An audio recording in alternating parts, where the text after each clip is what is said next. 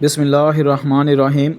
سریہ خالد بن الولید رضی اللہ تعالی عنہ، رمضان 8 ہجری دسمبر 629 عیسوی، بنو خزاعہ کے حلیف قبیلہ بنو بکر کے خلاف صلح حدیبیہ ذکر 6 ہجری مارچ 628 عیسوی کے بعد قریش اور مسلمانوں کے درمیان امن قائم ہوا۔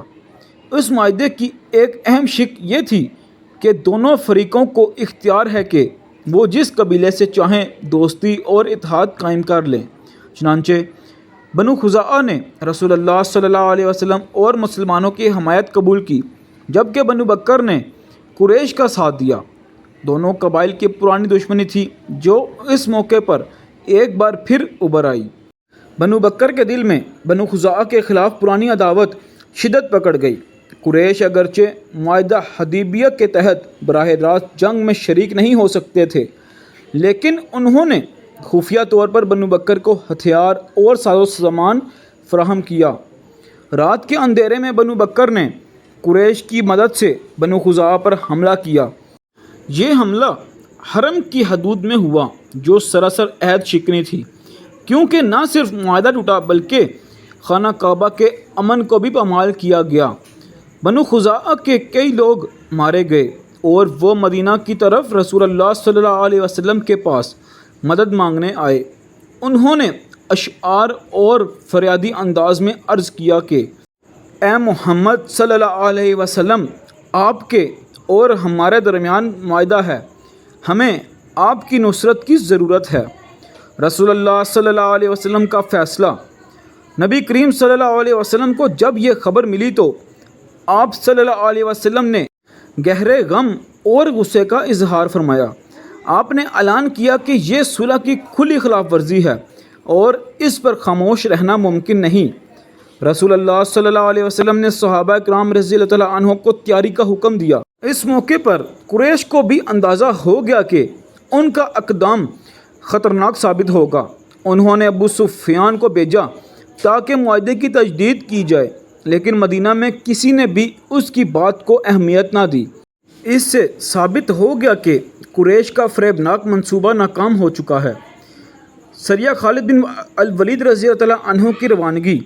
رسول اللہ صلی اللہ علیہ وسلم نے سب سے پہلے بنو بکر کے خلاف فوری کارروائی کے لیے خالد بن الولید رضی اللہ تعالیٰ عنہ کو چند سواروں کے ساتھ روانہ فرمایا۔ ان کا مقصد یہ تھا کہ بنو بکر کو تنبیہ دی جائے اور بنو خزاعہ کی حمایت کا اعلان کیا جائے تاکہ وہ مزید ظلم نہ کر سکیں۔ خالد بن الولید رضی اللہ تعالیٰ عنہ اپنی جرأت و شجاعت کے باعث اس مشن کے لیے سب سے موزوں شخصیت تھے۔ مقابلہ اور کارروائی۔ خالد بن الولید رضی اللہ تعالیٰ عنہ نے اچانک حملہ کر کے بنو بکر کو حیران کر دیا۔ وہ جس جگہ جمع تھے وہاں پر چھاپہ مار کارروائی کی گئی۔ مسلمانوں کی برق رفتاری اور جنگی حکمت عملی کے باعث بنو بکر کو بھاری نقصان اٹھانا پڑا۔ کئی افراد مارے گئے اور باقی خوف زدہ ہو کر بھاگ نکلے۔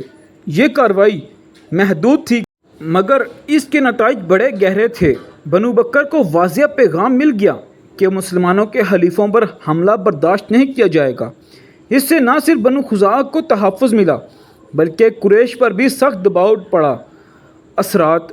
یہ واقعہ بظاہر ایک چھوٹا سا سریہ تھا مگر اس کے بڑے تاریخی اثرات مرتب ہوئے۔ قریش کی عہد شکنی ثابت ہو گئی۔ مسلمانوں کو اخلاقی برتری حاصل ہوئی کہ وہ معاہدوں کی پاسداری کرتے ہیں، جبکہ قریش معاہدہ توڑنے والے ثابت ہوئے۔ فتح مکہ کی بنیاد رکھی گئی۔ یہ واقعہ وہ آخری چنگاری تھی جس نے قریش کے ساتھ کھلے تصادم کی راہ ہموار کی۔